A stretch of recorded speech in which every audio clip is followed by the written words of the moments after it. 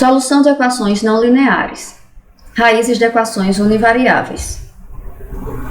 Os métodos de localização de raízes de equações que nós vamos estudar são métodos de eliminação de região, o método da bisseção e o método da falsa posição, métodos de ponto fixo, o método da iteração linear e o método de Newton, e métodos de múltiplos pontos, o método da secante. Métodos de eliminação de região. Método da bisseção.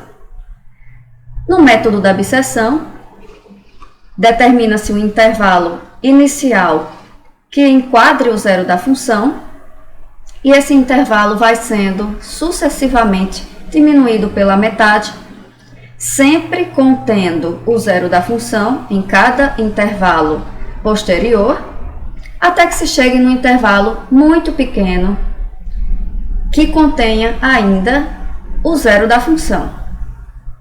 Normalmente, considera-se como zero da função o ponto médio desse intervalo bem pequeno. Método da falsa posição. No método da falsa posição, também se determina um intervalo em quadrante que contém o zero da função, e então, a partir de uma reta formada pelos pontos f de A e f de B, determina-se a intersecção dessa reta com o eixo do x, e essa intersecção da reta vai dividir o intervalo AB em duas partes. Vai ser verificado em qual dos dois intervalos o zero da função está contido, e então o processo irá se repetir até que a intersecção da reta f de A, f de B, seja exatamente igual ao valor do zero da função. Enquadramento inicial. Os algoritmos de redução de intervalo só funcionam se o intervalo inicial contiver uma raiz de f de x, ou seja, se no início do algoritmo for fornecido ao algoritmo um intervalo em quadrante. Essa limitação do algoritmo pode ser eliminada se usarmos um algoritmo auxiliar que ajuda a encontrar um intervalo em quadrante, evitando que o usuário tenha que adivinhar esse intervalo. Como funciona o algoritmo do enquadramento inicial? Vejamos. A entrada do algoritmo do enquadramento inicial, em vez de ser dois pontos, ou em vez de ser um intervalo, vai ser apenas um ponto inicial, que, por exemplo, é esse ponto A do gráfico. Calculo f de A e encontro um ponto B fazendo B igual a A mais delta, onde delta é um comprimento de passo que foi estipulado no início do algoritmo. Então, com a escolha de B, eu tenho um intervalo, AB. Depois eu calculo f de B.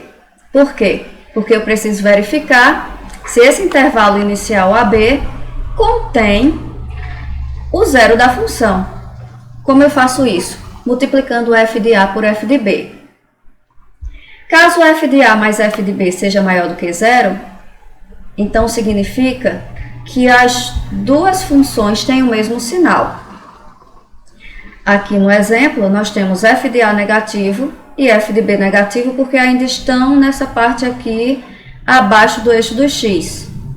Isso significa que ainda não se cruzou uma raiz. O mesmo aconteceria se f de A e f de B estivessem aqui acima do eixo do x. Os dois, estando positivos, não enquadrariam um zero. Só haverá enquadramento do zero quando um dos pontos estiver com o valor da função abaixo de zero e o outro ponto estiver com o valor da função acima de zero. Então, na situação em que estamos, f de A vezes f de B ainda é maior do que zero.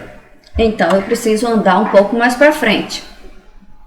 Eu pego um acelerador gama e faço B igual a B mais gama delta. Ou seja, eu vou dar um passinho um pouco maior do que eu dei anteriormente.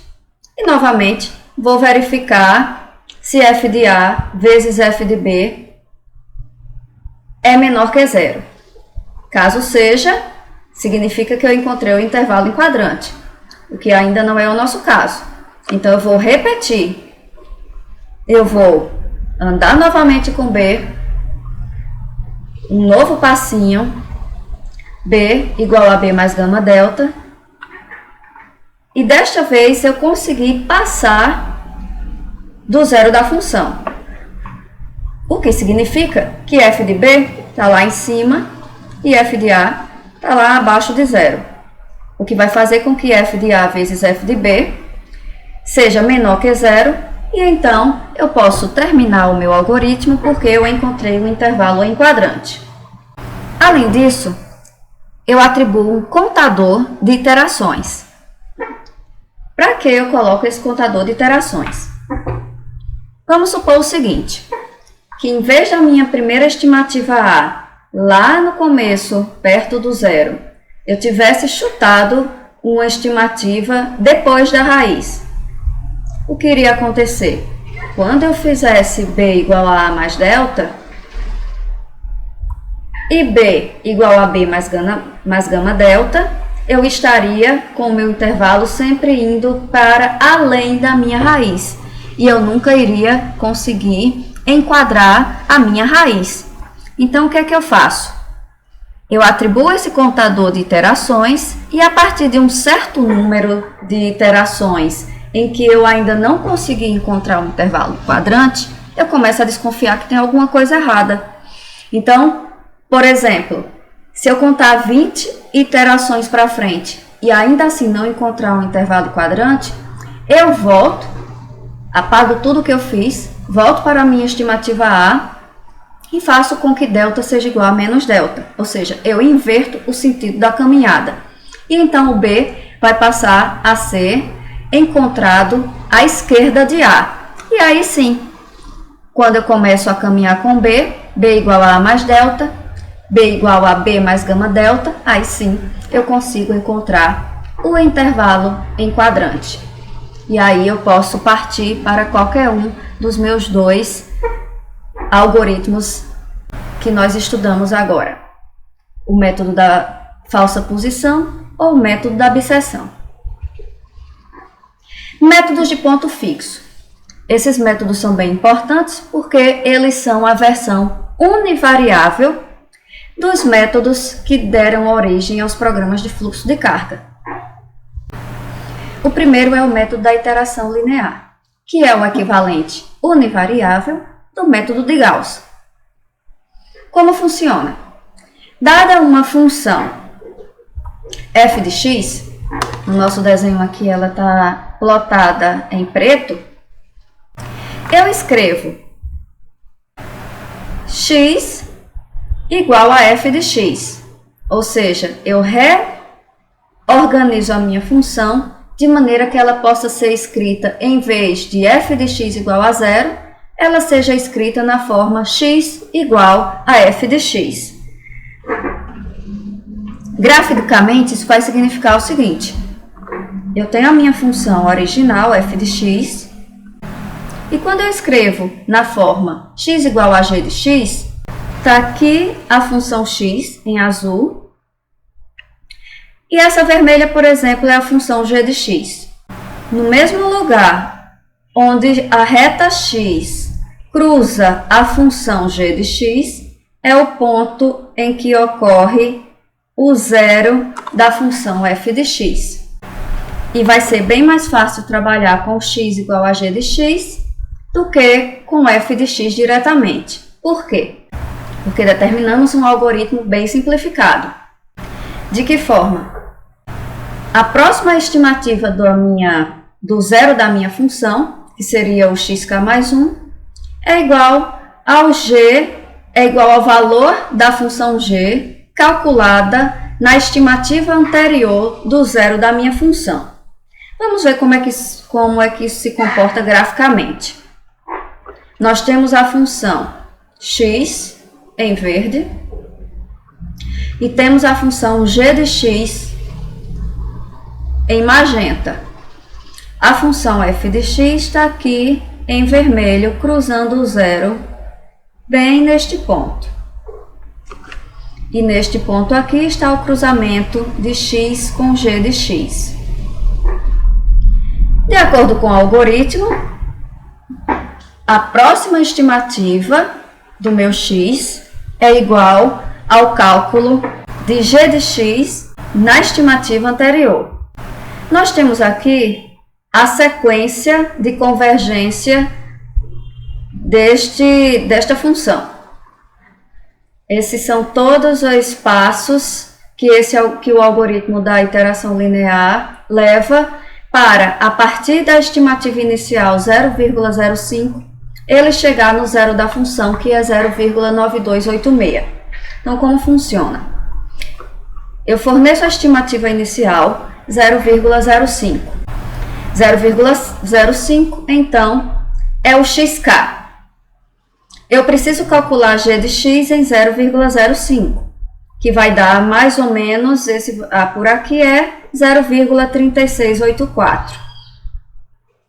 Pelo algoritmo, xk mais 1 é igual a g de xk. G de xk estava aqui, então ele bate na reta x e ele vai ser exatamente o xk mais 1. x0, g de x0, g de x0 vai ser rebatido na reta x e vai ser o x1. x1 é 0,3684. Quem é g de x1? G de x1 é 07114. 07114 vai ser o g, vai ser o x2. Bato na reta x, vai ser o meu x2. G de x2, lá em cima, vai ser 0,8675. Rebato o g de x2 na reta, 0,8675 é o meu x3. G de x3, vou buscar lá na reta magenta, lá na função g de x aqui em magenta, vou buscar o g de x, rebato na reta, desço, que é o meu próximo x4. E assim por diante, o gráfico vai ficando pequenininho, as iterações aqui são bem mais juntas. Mas no final do processo iterativo de bate na função, rebate na reta, bate na função, rebate na reta, bate na função, rebate na reta, nós vamos chegar exatamente a 0,9286, que é o ponto em que a função original passa pelo zero. Método de Newton. No método de Newton, nós pegamos a função que eu desejo saber qual é o zero, linearizo a função, ou seja, eu faço uma aproximação linear da função f de x e considero que o zero dessa reta é uma estimativa melhor do que um ponto aleatório que eu tire da minha cabeça sem ter nenhum tipo de informação. Bem, obviamente, nessa primeira iteração, o zero dessa reta não é o zero da função. E o que é que eu faço agora? Mais ou menos semelhante ao algoritmo da iteração linear, eu vou tomar o valor da função nessa estimativa e novamente vou linearizar a função em torno desse ponto, que vai me fornecer um ponto x2, que novamente eu vou linearizar a função em torno deste ponto. Provavelmente, essa terceira iteração já chegará no zero da minha função. O método de Newton é um método de convergência bastante rápida, em poucas iterações.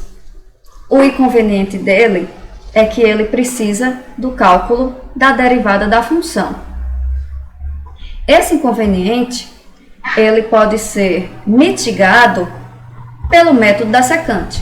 que é um dos métodos de múltiplos pontos. Em vez de utilizar a derivada da função, nós fazemos uma estimativa da derivada. Ou seja, em vez de calcular a reta tangente a partir de um ponto, nós calculamos a reta secante a partir de 2 pontos. E assim, a derivada que é calculada no método de Newton vai ser substituída por uma aproximação dessa derivada. O algoritmo do método da secante é idêntico ao algoritmo do método de Newton, sendo que eu troco o cálculo da derivada por esse cálculo que nós acabamos de ver. E também temos outra diferença, é que no início do algoritmo nós precisamos determinar 2 pontos, ou seja, 2 estimativas iniciais em vez de uma só. Entretanto, ao contrário do método da biseção e do método da falsa posição, que são métodos de redução de intervalo, o método da secante não é um método de redução de intervalo. Então, não é necessário que essas estimativas iniciais sejam um intervalo em quadrante. E com isso termino essa videoaula. Leiam o material fornecido para a aula 2, porque lá vai possuir bem mais informações do que aqui nesse vídeo. Até logo, pessoal!